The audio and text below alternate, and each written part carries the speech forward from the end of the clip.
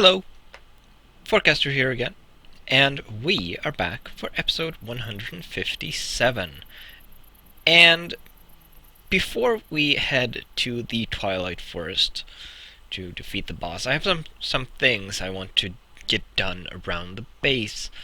And one of these things is improving the ore processing system a bit.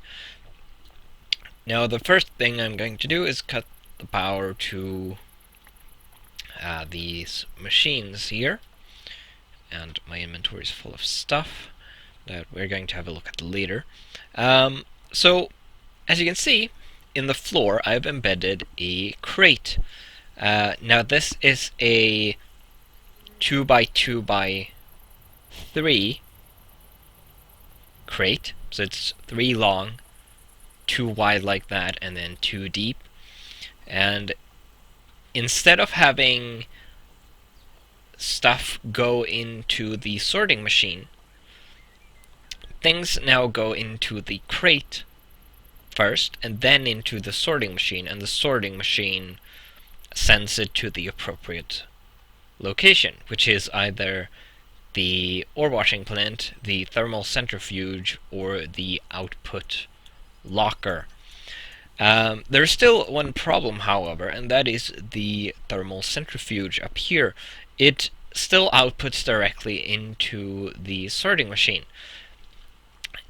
And the sorting machine is full of stuff, which means that the output from the thermal centrifuge doesn't have anywhere to go. So I want to fix this by moving the thermal centrifuge to this position here, next to the sorting machine, of course. So I've now cut the power to it. If I take this out, sorting machine is going to get more stuff.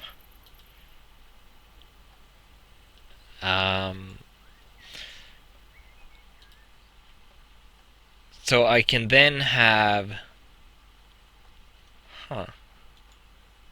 What's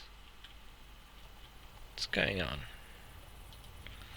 Let's put the stuff in there. I guess it's sending stuff out, which would explain these slots here. Not sure how much power is stored in this thing.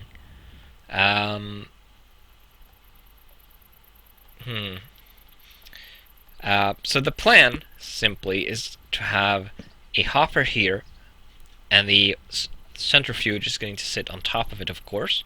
I'm then going to have to pull a cable up and over to where the centrifuge is now to power the sorting machine, of course, and then have one on the side here as well to power, to power the ore washing plant. But that should be fine. My current problem right now is getting this moved. I guess what I'm going to have to do is remove it, and since I don't have limited room in my inventory, some things are going to spill out on the floor. Okay, can put some things away though. So I'm going to do that. Then I'm going to need this. Put these away and these for now. Should give me some room to work with. So now I'm going to collect this, like so.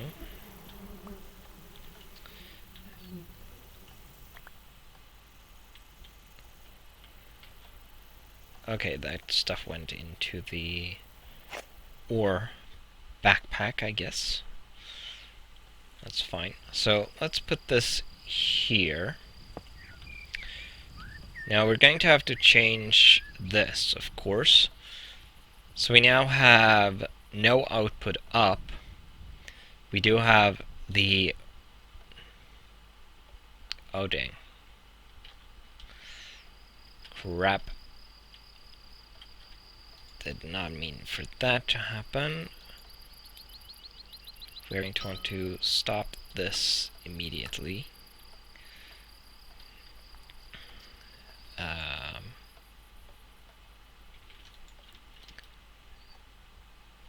I'm not sure where this stuff is going to end up. I guess it's going to go down the green path and end up in here. Yes, okay. That's okay, I suppose. That was not meant to happen. Right, so now this is going to fill up because these things don't have anywhere to go. Right, I forgot this was a phantom inventory. So I'm going to need to have some of these things to be able to move them in the sorting machine. Which is a little annoying, but I should be able to do that relatively easily. I have a bunch of things here.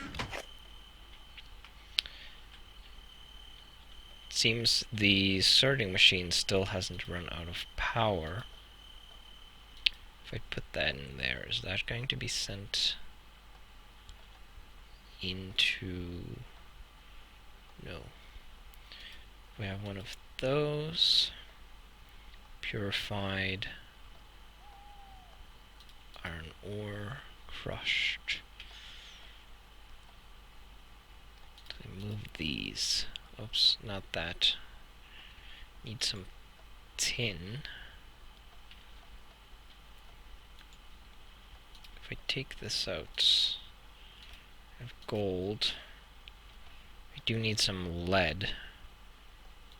I also have to remember not to shift-click into this sorting machine. Let's put a piece of tin in there.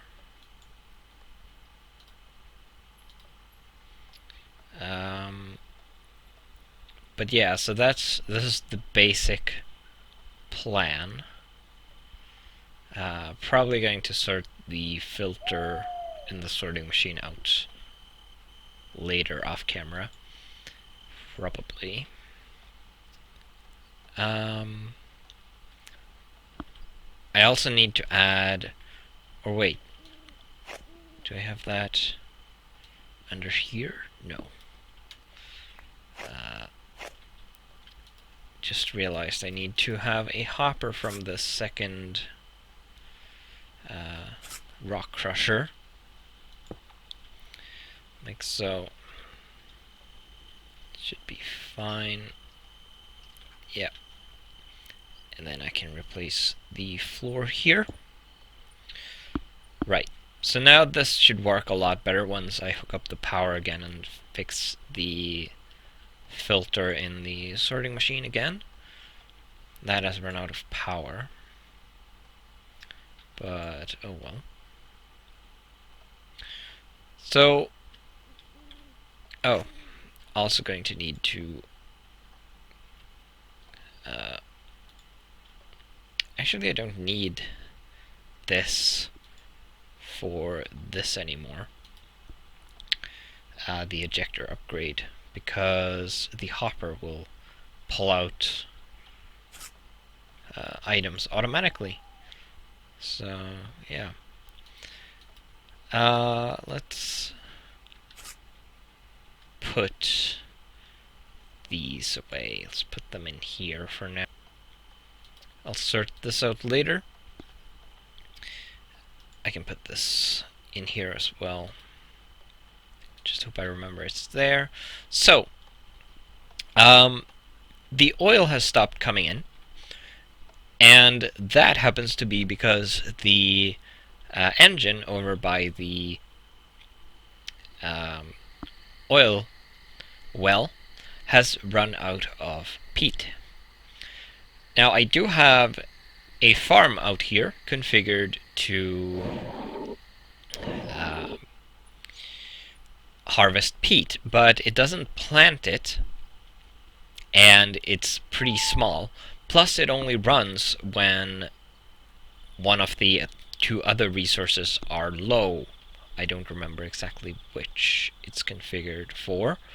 But I want a dedicated peat farm to manually plant and harvest peat. So I've prepared a third farm structure, this time made out of bricks, because I wanted to make it out of bricks. Now it is night. Turn on the night vision and get away from the lights. Now, as you can see, I have prepared a spot here, obviously. And this time, I'm going to want the farm structure to be flush with the ground. The other two I've had sticking up, for no reason in particular other than I thought it would look the best if that was the case, because they would be surrounded by trees anyway.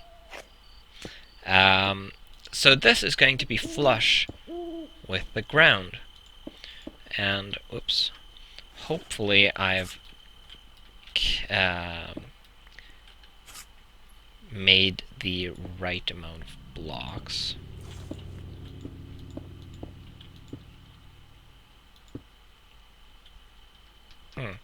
Apparently I haven't. I'm missing one. Or wait, no.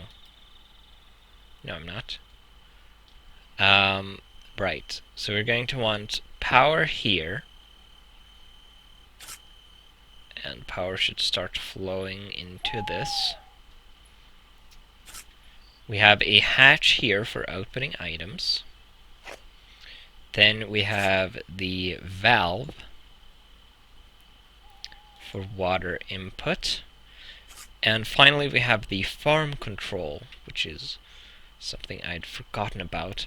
And what I think we are going to do is we're going to put that right underneath here. Now the item pipe is not going to be connected to the base. Come on. We're going to do that. Then we're going to get the plumber's backpack and find out that I don't have any structure pipes in there, which is unfortunate. Let's see if I have the stuff to make that. I don't have any gravel. Right. Well, if we put this here, our farm will farm, and it's not flush with the stone bricks, of course, but it's going to be flush with the peat field it is going to place once we actually give it some peat. We're also going to need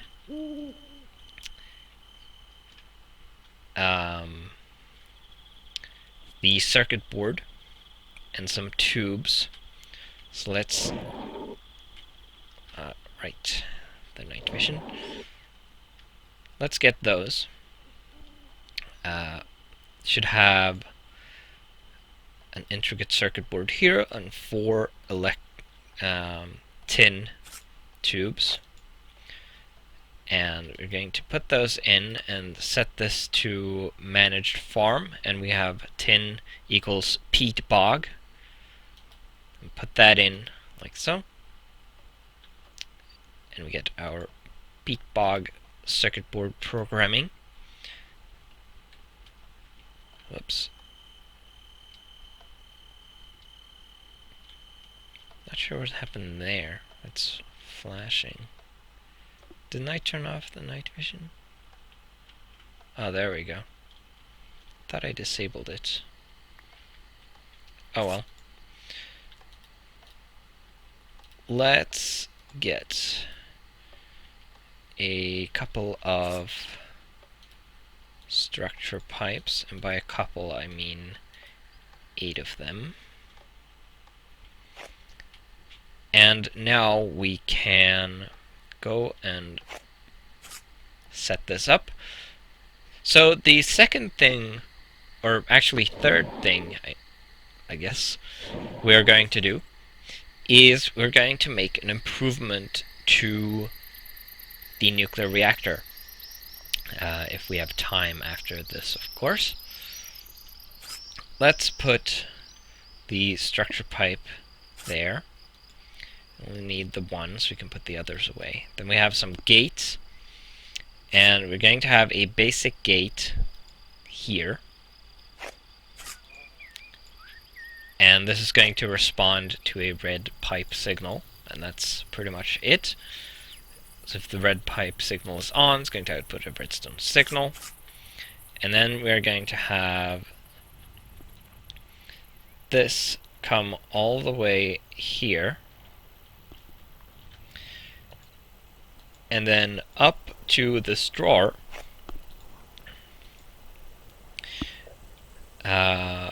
Alright. Probably want a gold gate here, actually, because I want the filter capability.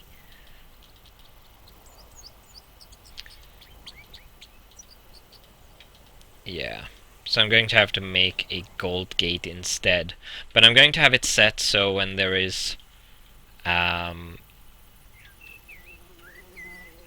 when this drawer fills up, it's going to stop the farm. Or it's going to start it when it's below a certain percentage of peat. Because this farm is going to output dirt.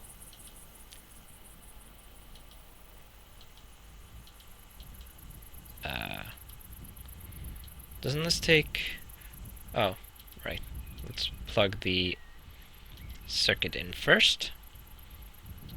And now this should start. It needs fertilizer. Let's steal some from the tree farm, which has also run out. Do I have some in here? No. Right, let's go make some, or see if I have some pre-made, I guess. Now, I have a vague memory of the automatic or the managed peat bog being able to turn dirt and fertilizer into bog earth on its own. But that might be incorrect, or it might have changed at some point. So now this should get going, and it makes small water pools. Don't think this is correct. I'm pretty sure, or maybe it's the radius is 2. I think someone might have told me that. It's been a while since I've used a managed bog farm. Now, can I give this dirt? No. It does not accept dirt, so you have to craft the bog earth, which is pretty simple. It just needs sand, dirt, and water. Or if you want to do it in the carpenter, you also need mulch, which you get from wheat. So that's pretty simple. So now all this is going to do is sit here until this turns into peat, and then it's going to harvest it and output the result. And it's going to leave dirt behind. And then if you give it more bog earth, it's going to replace the dirt with bog earth. It's going to output the dirt. So this drawer over here is going to contain peat and dirt. The sand is consumed. I'm pretty sure. So that and the fertilizer is the resource you need to keep this thing going. Now, sand is pretty much infinite, practically, because you can make it from cobblestone. So it's not really a rare resource. But the fertilizer, of course, which I was supposed to put the rest of this in the tree farm, but I'll do that later. The fertilizer that comes from apatite, and apatite is an ore, which, while pretty abundant, is not as abundant as sand is. Right, so let's call the elevator up. Not sure what it's doing down in the bunker without me. Ow. Where did you come from?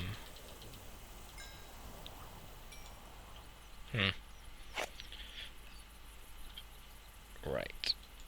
So, what we are going to do with the reactor, when I connected to the server today, after having started it, the failsafe alarm was going off. And I have no idea why. I went down and to check on the reactor and the cooling system, and it all looked fine. So I have no idea why it actually went off. There's plenty of coolant fluid, and everything else seemed fine as well. No components in the reactor itself are broken or anything like that. As you can see, everything looks fine. We have fuel, of course. So yeah. But what I would like to do is change this simple system. Not entirely sure how I want to do this. So this default aspect is green, and this redstone aspect is green. I want to change this. I've made a timer and a counter. What I would like to do is have this set up so that when this when the reactor starts heating up, it's going to trigger this circuit. It's going to let the timer run to let the reactor cool down for a little bit, just like 15 seconds or something like that. And it's going to increment the counter. And then once the timer triggers, it's going to toggle everything back. And then... Oh dear. Let's turn this off. Then once the timer runs out, everything is going to turn back. The reactor is going to be allowed to run again. But if the counter maxes out, reaches the maximum count, it will shut down permanently and turn on the alarm. So what I'm probably going to want is a redstone wire here, because this is our output that controls the alarm and the reactor. Actually, I don't want these two connected. So this is the alarm, and this is the reactor control. We only want to turn on the alarm when the counter triggers. But when we do, we also want to turn off the reactor. So I might actually want to move these a little bit. Or I'm going to need some strips. Right. I will be back in a second. I'm going to plan this out and probably get some more things. So, yeah.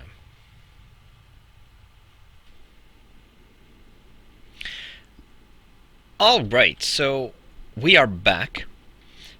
And now instead of planning this out, then taking it all down and placing it again while explaining, I'm just going to explain because we have we don't have a lot of time left before I need to end the episode. So instead, I'm going to put the video of me building this at the end instead of the normal credits backdrop. So you can watch it if you like set to video, but without any voiceover, obviously, because I wasn't talking during it. But yeah, so now I'm going to explain how this works. So what we have our two controllers here sending signals. This right one controls the reactor itself. So when this is green, the reactor is allowed to run. When this controller box receives a redstone signal, and the red aspect thus turns red, it's going to keep the reactor from running. And this is touched by two of these separate wires. So we have this side here. This consists of this toggle latch, which is currently in its off state because it's not affecting this controller, which means that the reactor currently would be allowed to run. Now, what will happen is, this is the only input, or actually it's one of two inputs. What will happen is when this turns on, because the heat in the reactor goes above 10, which is what this is currently set to, it's going to output a redstone signal to this wire that goes across here.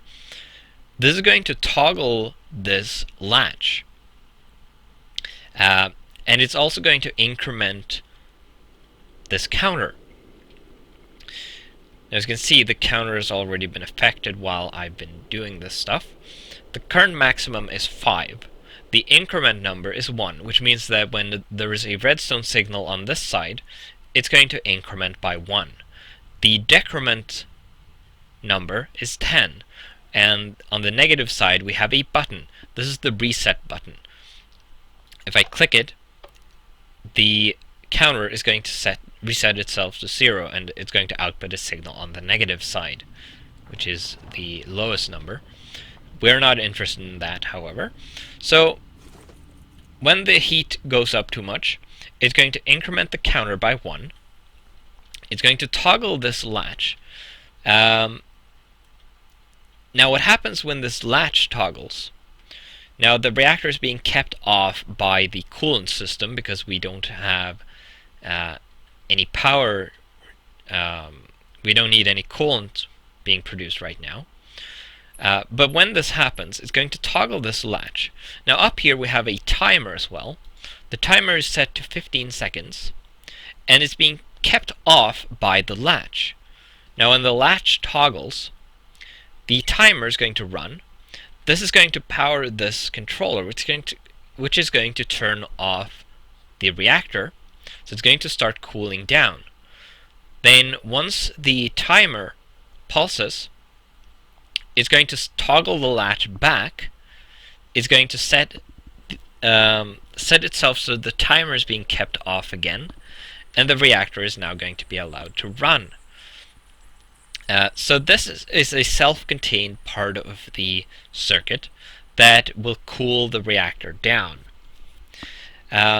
Over here, the counter is its own self-contained part of the circuit. So if this happens once, the reactor is going to cool down and then continue running. The counter will increment, and then nothing will happen. If it happens again, the counter will increment again, reactor will cool down. However, once the counter hits the maximum number of 5, this pointer is going to be pointing at this torch here. And this side is going to output a redstone signal, like this side is right now.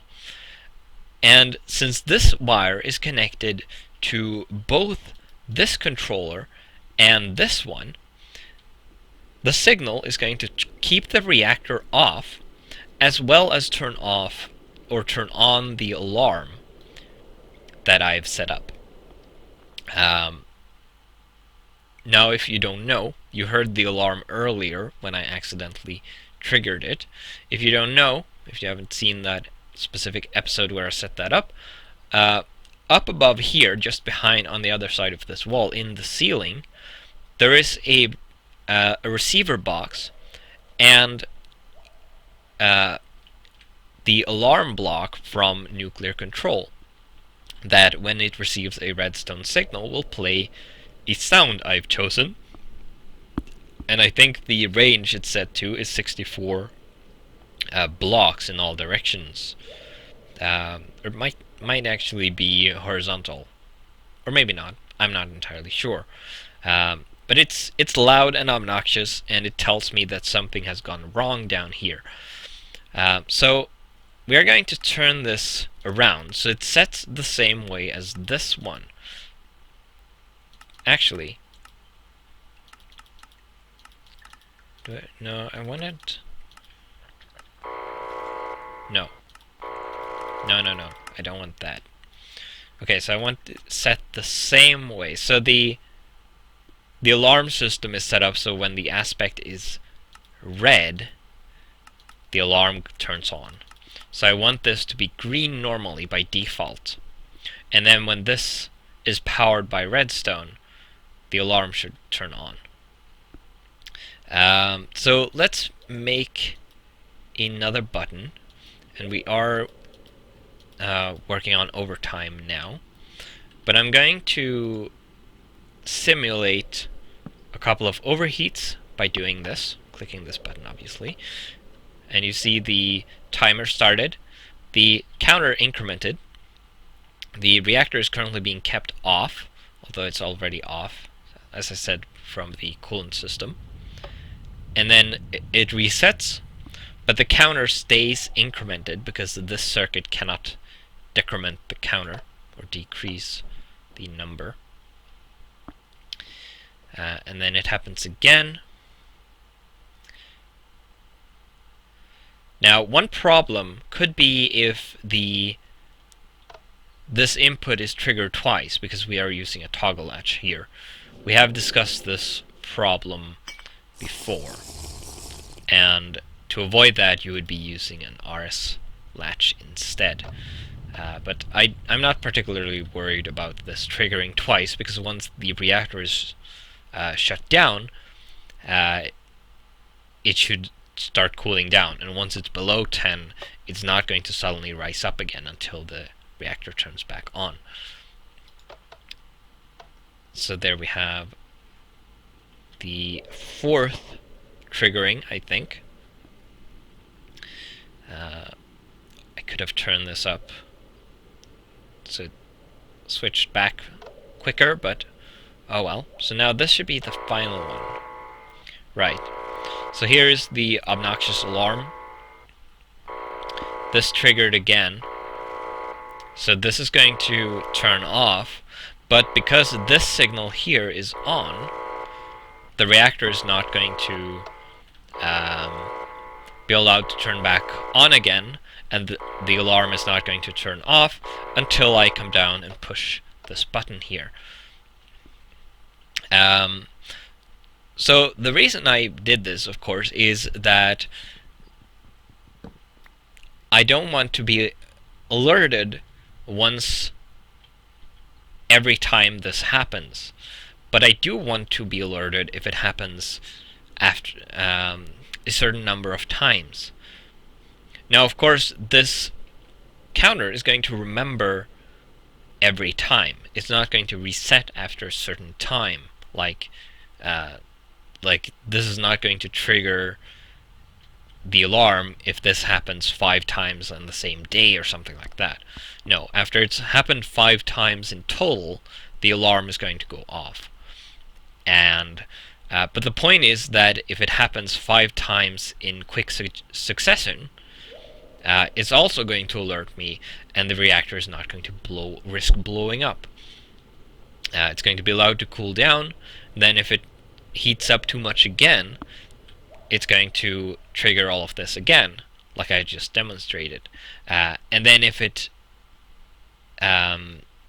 the alarm goes off just after I turn off the server, like it did, or turn on the server like it did today, it's just going to increment the counter a bit. And then if that happens 5 times, then the alarm is going to go off, and I can just come down here and turn it back off again. So that's that. In the next episode, I'm hoping that we will be able to head back to the Twilight Forest and take on the first boss, which would be the Naga. As you might have noticed earlier by my inventory, I'd been preparing a little bit. I had made some ammo for the obsidian rifle. So, with that, I will see you in the next episode.